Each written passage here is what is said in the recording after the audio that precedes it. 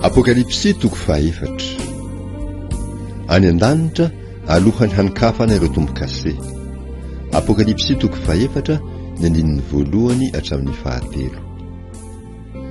Rehefa afaka izany dia hitako fa indro nisy varavarana nivota any an-danitra, ary ilay feo voalohany izay efa reko dia tahaka ny any trompetra niteny tamiko hoe, miakara aty dia hasehoko anao izay zavatra tsy maintsy ho avy rahatr'izay.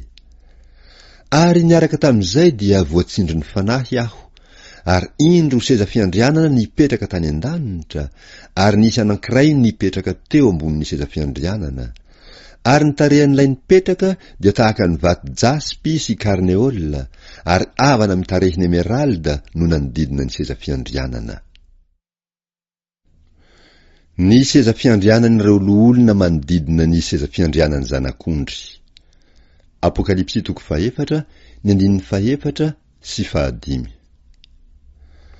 Ary manodidina ilay seza fiandrianana iray dia nisy seza fiandrianana 420, ary teo ambon'ireo seza fiandrianana ireo dia nisy loholona 420 nipetraka, ny tafy fitafiana fotsy sady ny satroka sady boninahitra volamena. Ary nisy helatra sy feo ary kotrokorana nivoaka avy tamin'ny seza fiandrianana. Ary nisy jiro fito nirehitra teo anoloan'ny seza fiandrianana, dia ny fanahy fiton'Andriamanitra ireo. Kristy, ilay pahary, mendrika homena dera sy voninahitra. Apokalipsy toko faefatra ny andininy fahenina hatramin'ny faha-110. Ary teo anoloan'ny seza fiandrianana dia nisy toa ranomasina fitaratra tahaka ny vato kristaly. Ary teo afovoan'ny seza fiandrianana sy manodidina azy nisy zava-mananaina 4 feno maso avokoa ny anoloany sy ny ivohony. Ary ny zava-mananaina voalohany dia tahaka ny liona, ary ny zava-mananaina faharoa dia tahaka ny zanak'omby, ary ny zava-mananaina fahatelo dia manana tava tahaka ny tavan'olona, ary ny zava-mananaina fahaefatra dia tahaka ny voromahery manidina. Ary ny zava-mananaina 4 dia samy nanana elatra 9 avy, sady feno maso ny tenany rehetra manodidina ka hatrao anatiny. Ary tsy mitsahatra andro aman'alina izy manao hoe, masina, masina, masina ny Tompo Andriamanitra tsitoha, ilay taloha sy ankehitriny ary ho avy.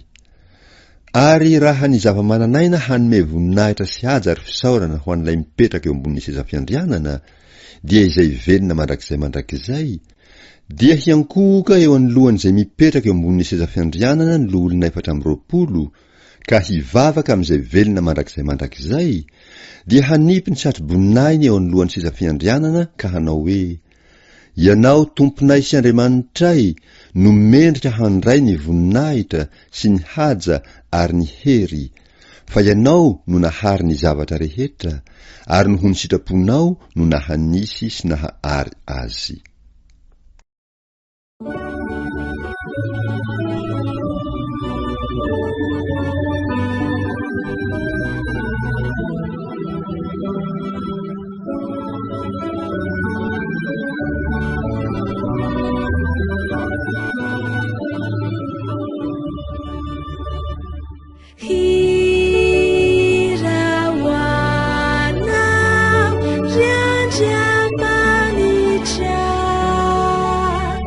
Feel